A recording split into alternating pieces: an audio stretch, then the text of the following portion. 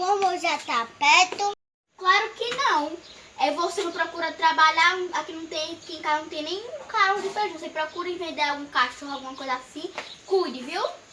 Tá, pois eu vou vender o cachorro, porque senão a gente bota mais coelho, então eu vou vender.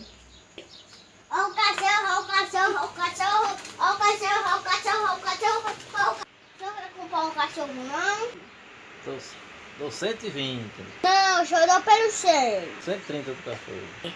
Não, só dou pelo 100. Eu dou 140.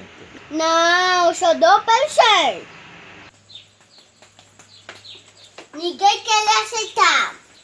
Ninguém quis ele, não foi? A pessoa ofereceu 140, eu só disse que ia dar por 100. Página no Facebook. E não esqueça de se inscrever no meu canal de um chatão. E ia mostrar pros amiguinhos. Tá bom? Tchau!